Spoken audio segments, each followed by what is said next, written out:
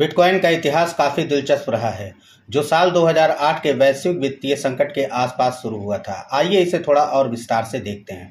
नमस्कार दोस्तों, स्वागत करते हैं आप सभी का हमारे YouTube चैनल में।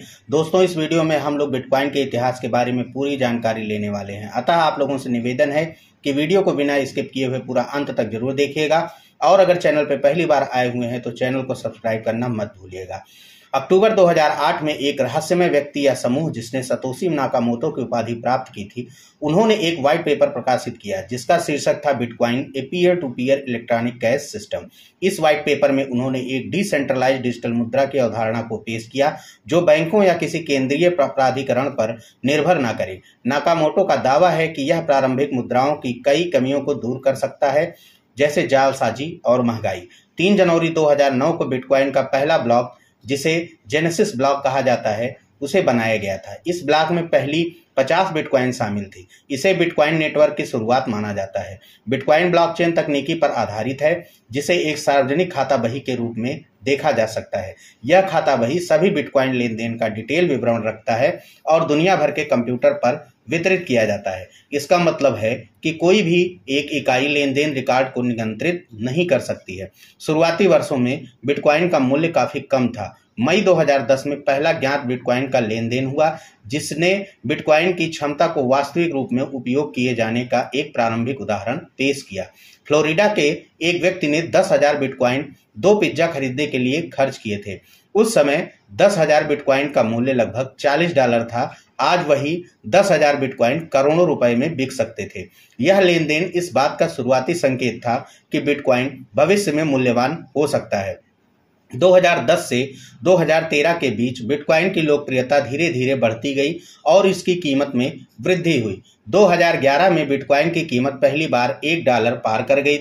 2013 में बिटकॉइन की कीमत तेजी से बढ़कर $1,000 से अधिक हो गई। इस दौरान बिटकॉइन को कुछ शुरुआती अपनाने वाले मिले, जिसमें शामिल थे विकीलीक्स, जिसने डोनर्स से बिटकॉइन को दान में स्वीकार करना शुरू किया। कुछ ऑनलाइन स्टोर्स भी शामिल हुए जिन्होंने बिटकॉइन को एक भुगतान विकल्प के रूप में स्वीकार करना शुरू किया। 2013 से लेकर अब तक बिटकॉइन की कीमत में काफी उतार चढ़ाव आया है।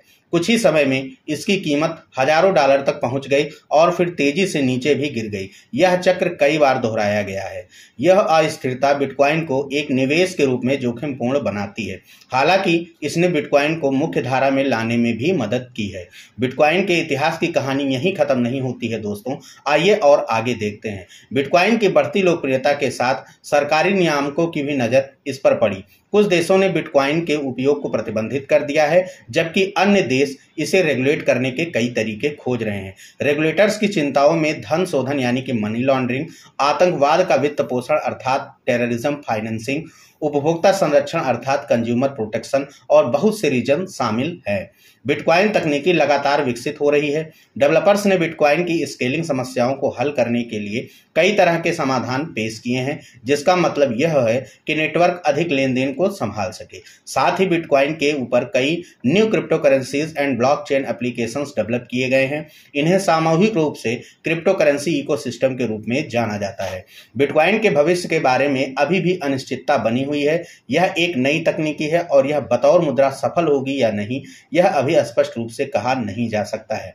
हालांकि यह फाइनेंशियल सिस्टम को बदलने की क्षमता रखता है और आने वाले वर्षों में इसका व्यापक रूप से उपयोग किया जा सकता है। निष्कर्ष के रूप में हम यह कह सकते हैं कि बिटकॉइन का इतिहास उतार चढ़ाव भरा हुआ रहा है, जिसमें टेक्नोलॉजिकल इनोवेशन, प्राइस सर्ग और गवर्नमेंट इन्वेस्टिगेशन शामिल है। यह देखना दिलचस्प होगा कि भविष्य में बिटकॉइन का क्या होता है। इसी के साथ दोस्तों इस वीडियो को यहीं पे समाप्त कर रहे हैं। उम्मीद है कि ये वीडियो आप लोगों को पसंद आई होगी। अगर ये वीडियो आप लोगों को पसंद आएगी तो इसे एक लाइक जरूर करके अपने दोस्तों के साथ जरूर शेयर कर दीजिएगा और साथ ही साथ अगर चैनल पे पहली बार आए होंगे तो चैनल को सब्सक्राइब करना मत भूलिएगा। बहुत बहुत धन्यवाद आप सभी का।